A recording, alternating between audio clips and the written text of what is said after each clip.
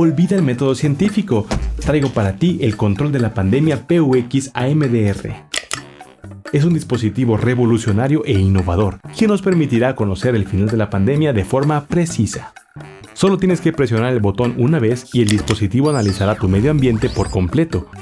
Presiónala otra vez y te dirá la fecha exacta en que ya puedes salir a la calle con toda seguridad. No causa ningún daño a los seres vivos, es eco-friendly, pet-friendly, minimal fingerprint, pro-vegan y tiene lucecitas LED. Este dispositivo ya recorrió todo el país y está listo para decirnos cuándo acabará la pandemia.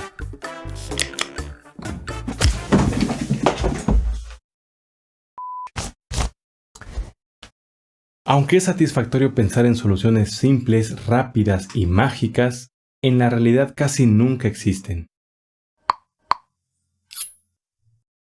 O al menos no son tan simples como lo imaginamos, aunque la pregunta parezca sencilla. ¿Cuándo acabará la pandemia? Hay todo un mundo de información que conocer para llegar a la respuesta, pero hoy vamos a facilitarnos las cosas.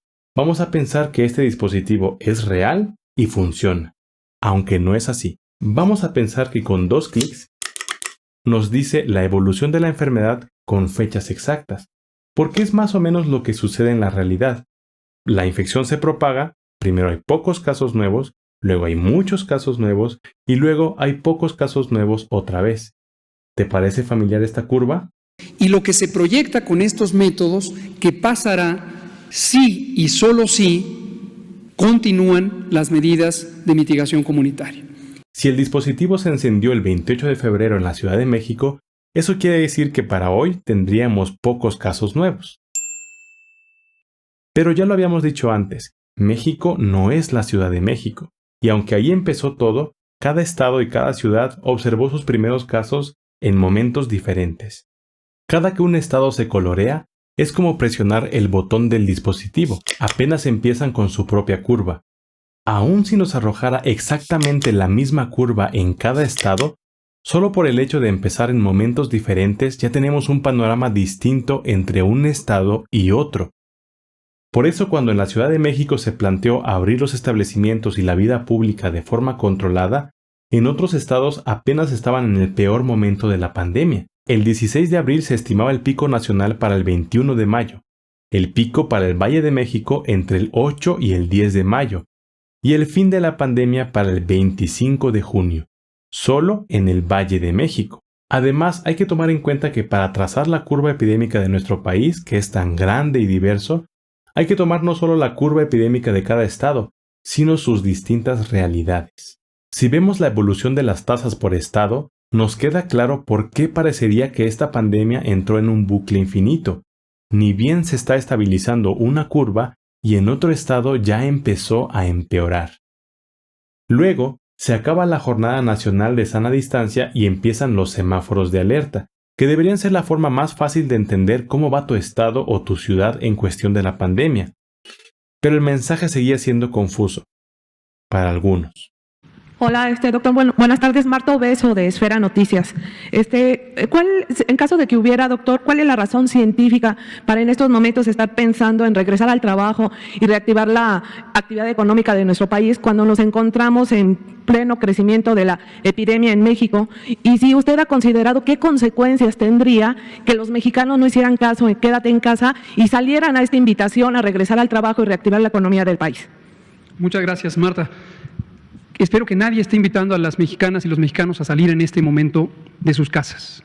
El gobierno de México no lo está haciendo. Es decir, no hay razón alguna para que en este momento que el país completo está en semáforo rojo, se abran las empresas que hacen actividades no esenciales o se empiecen a realizar actividades en el espacio público. Y esto es falso, así de simple, es falso.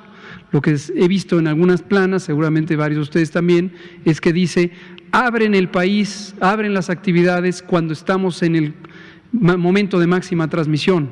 Quien quiera que diga eso está diciendo una mentira. Y aquí en la conferencia de prensa nos presentan cómo se debe de regresar paulatinamente al Si me trabajo. puede poner las dos primeras diapositivas. Sí, estamos hablando de una nueva normalidad. Lo normal es lo cotidiano. ¿No será posible mejor una nueva realidad? Agradezco su pregunta, realmente la agradezco. Por eso empezamos hoy con esto. ¿Alguien piensa que ya deben estar abiertas todos los centros de trabajo? ¿Alguien piensa que las escuelas van a abrir mañana? ¿Alguien piensa que ya se puede tener congregaciones en el espacio público? ¿Alguien piensa que los cines, teatros, conciertos, playas van a abrir mañana?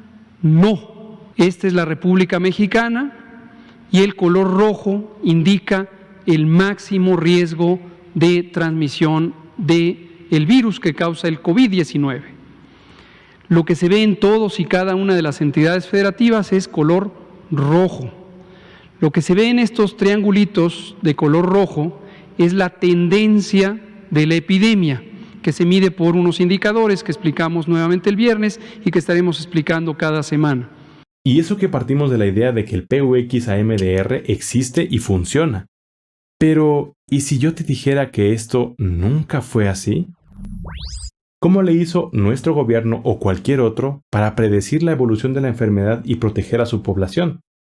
La respuesta es con la habilidad que es tal vez la más antigua de nuestra especie, la observación. Observando qué pasaba con los enfermos, qué pasa en otros países y qué ha pasado a lo largo de nuestra historia. Porque aunque este virus es nuevo, no es el primer coronavirus que conoce la humanidad. Tampoco es la única infección respiratoria que conocemos. Ni siquiera es de las peores.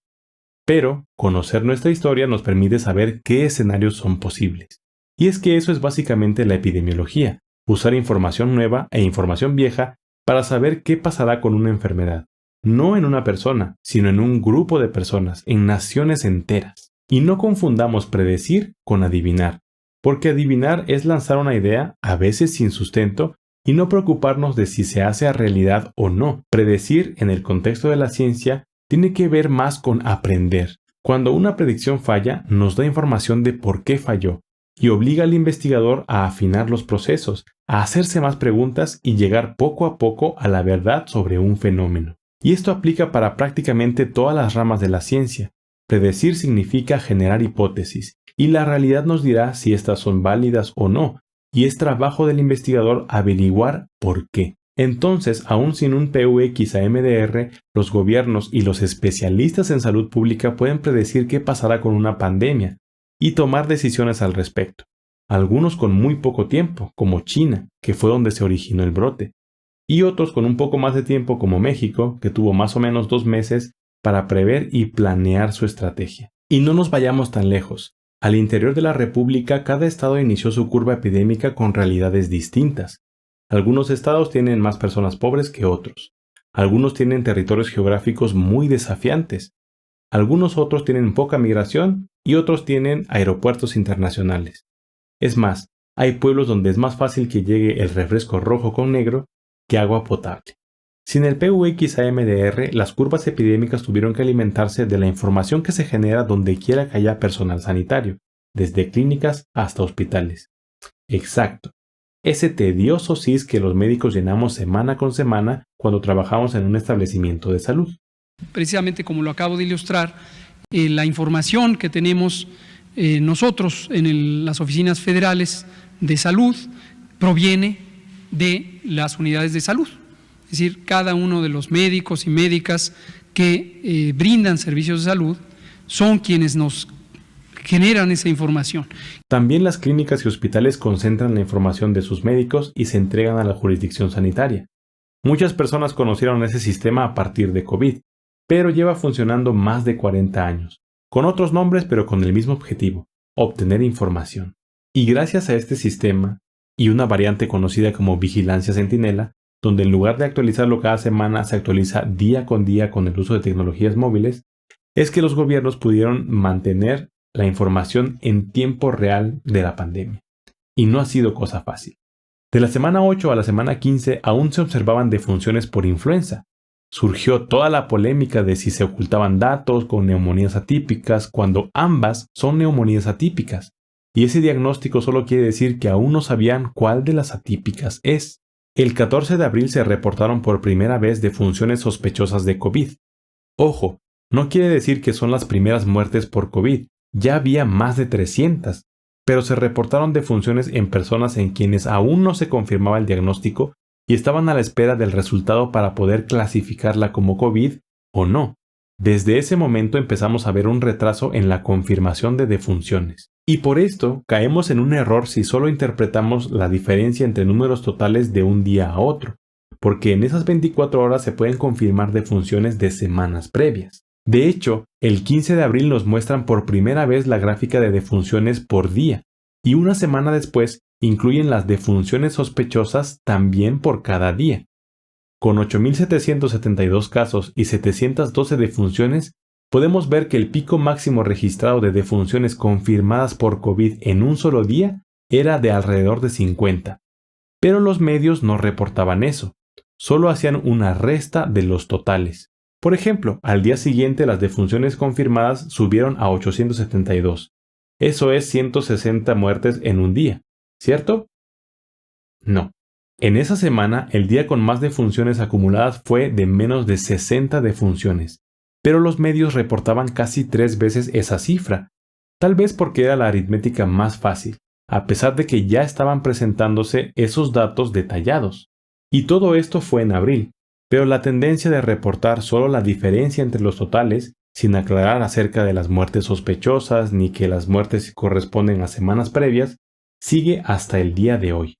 Todavía tenemos casos sospechosos por decenas de miles, algunos incluso desde la semana 17.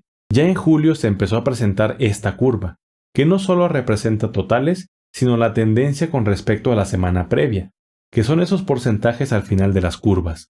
Nos dicen cómo van las defunciones por semana, cómo van los casos activos y cómo van los casos estimados. Y de esa información es de donde se nutre el semáforo de alerta sanitaria. Según la tendencia de la semana, podemos saber si un estado aumenta o disminuye su riesgo, es decir, se mueve de rojo a verde o viceversa. Con el sistema semáforo podremos reactivar nuestra economía y seguir cuidándonos en la nueva normalidad. Conoce cómo funciona cada etapa. Cuando el semáforo de tu estado esté en color rojo, solo las actividades esenciales como la producción y venta de alimentos pueden trabajar con las medidas de prevención necesarias como la sana distancia y la sanitización. En naranja, se suman actividades no esenciales como hoteles y cines, pero solo a la mitad de su capacidad y siguiendo las medidas de prevención. Además, podremos acudir a los parques cuidando el 30% de capacidad. Si está en amarillo, las actividades no esenciales como restaurantes, hoteles y plazas podrán estar a un 60% de capacidad con las medidas de prevención. Finalmente, cuando esté en verde se podrá regresar a las clases presenciales, así como a los bares y gimnasios, cuidando las nuevas medidas sanitarias para evitar contagios. Para mayor información visita coronavirus.gov.mx. Juntos saldremos adelante. Gobierno de México. Y por todo lo anterior te sugiero que no solo te quedes con lo que escuchas en los medios. Ve la conferencia de las 7 de la tarde, a lo mejor del día anterior. No solo tiene más rating que las conferencias del presidente, no hay tantas pausas, la información se presenta de forma sistemática, la importante primero y las preguntas al final. Todo en 60 minutos. Y si solo quieres saber cuándo es momento de salir a pasear, espera el semáforo verde. Aún no es momento de bajar la guardia. Quédate en casa lo más que puedas. Y si tienes que salir, sigue las medidas de protección. Guarda tu distancia, lava tus manos y todo lo demás. Cuídate a ti y cuídanos a todos.